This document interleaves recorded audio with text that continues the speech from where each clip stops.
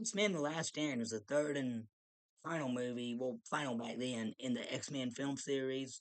It's the third movie in the film series overall, but it's the final movie in the original trilogy that Bryan Singer started and with the first two, and this one is directed by Brett Ratner. And Ratner did a good job directing this.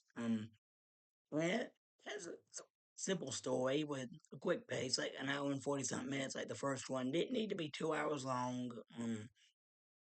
There are a few subplots in it that are not as important as the subplot with Rogue and Bobby. It's not as important as the subplot with Wolverine and Jean Grey or the main plot with the cure.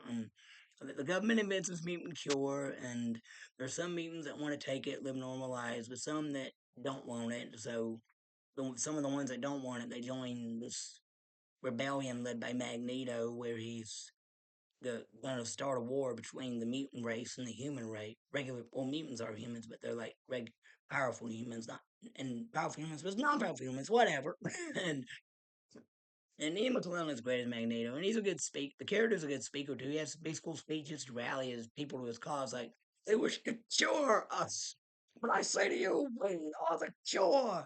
And for these fellow mutants stand in our way, then we shall take them down. Or it's not exactly the way he says the last line is said, but and he's a great speaker, and I like the civil rights themes they do with this. Like in the first one, like Professor X is basically Martin Luther King, while Magneto is basically Malcolm X, and the themes of hate versus peace are great, and then the chemistry between the characters is great. Like Magneto and Professor X, they're basically frenemies. They do care about each other, but they're still like and have to fight each other when necessary.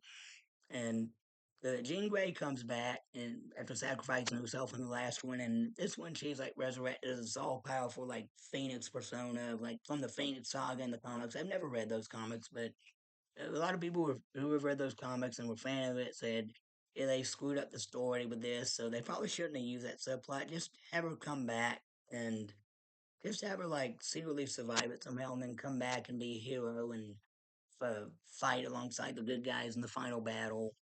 But all right. So her Phoenix persona is out of control. She accidentally kills her lover, Cyclops, and then when Xavier tries to talk some sense into her, but Magneto is trying to brainwash her, she's all confused and she uses her powers to like murder Professor X. And like Magneto's, I mean, he's all upset because he lost an old friend, Jean, but he still convinces Jean Grey to turn to his side, and then in the final, this is really a scene in the final battle where she's like, he asks Jean to help them, but she's like, no, she's reluctant to do it because she don't want to hurt any other innocent people.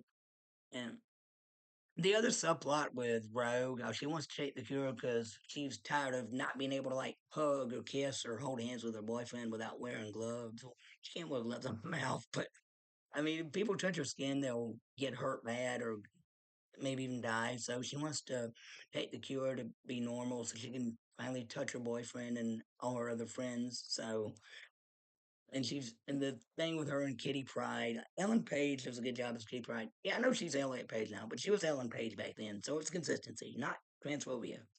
Um, the, and the, I like the scene where Iceman is like skating with Kitty, and Ellen Page did a good job playing Kitty Pride, and I love it where she protects the mutant boy whose DNA they used to make the cure. When she protects him from one of Juggernaut who tries to kill her, she, she's like, I'm the one guy to play hide and seek with, and she's like, who's hiding, dickhead? And then the mutant boy already told her that her people's powers don't work when they come near him, but she doesn't know that.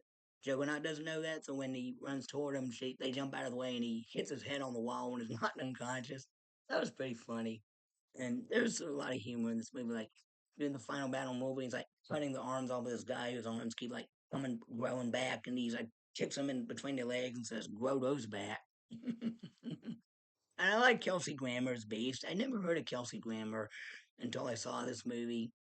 I didn't see it recently. I saw it back when I was a teenager, but I know I found out later he was on shows like Cheers and Frasier. Those were popular sitcoms in the 90s and 2000s but I didn't watch those growing up. I did watch them later as an adult and I loved them. And Kelsey Grammer is a talented actor. I love him as Frazier. I love him as Beast.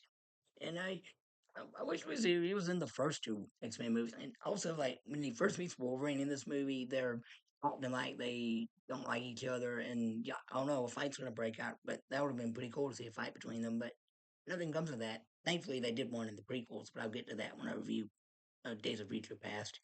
Um, and the rivalry between Iceman and Pyro finally comes full circle in this one in the final battle when they have a showdown, and of course Bobby wins because he's Iceman, he's got to win, and that was a pretty cool fight. And the final battle at Alcatraz between the soldiers and the good mutants teaming up against the bad mutants, that was handled pretty well. Pretty good showdown, and I like how they don't kill Magneto off. Instead, they just inject him with the cure, and he's like says it like you can't believe it, like, "Oh no, and Wolverine says, one of them."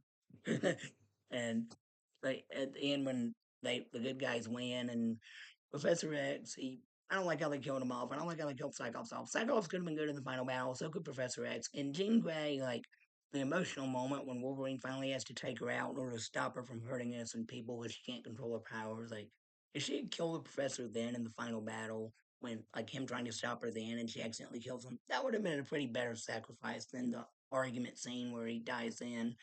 And but the emotional moment, Wolverine finally realizes he has to kill her in order to stop her for good.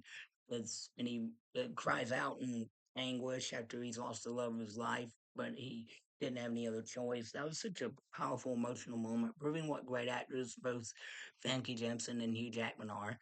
And the and then the school reopens and Hallie Storm, she gets to be the new teacher, like Professor X promised earlier in the movie, and then we show like Magneto when he's playing chess in the park when he's a normal guy, but then he like tries to use his powers and like the chess piece like kind of moves and it implies that the cure doesn't last forever. And I didn't know this at the time, but there's a post credit scene where that I've after rewatching it few of the times after I rewatched it, I noticed the post credit scene where Professor X he didn't die. His consciousness was transferred into the body of this coma patient that was being tended to by Moira McTaggart, who's the main character in the prequels later. And like, but it's still inconsistent. Like when the other sequels, how he's still got his same face, the face and body of Patrick Stewart. But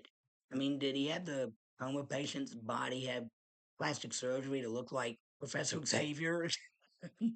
Why does he look the same when he's in another body? That's an inconsistency. Yeah, a lot of movie franchises they have inconsistencies in sequels and prequels that make you go, huh? But that are never answered. But it is what it is. This is a good ending to the trilogy. I give it a thumbs up. All right, that's my review. If you like it, please hit the like button, subscribe for more. Thank you. God bless you. Bye.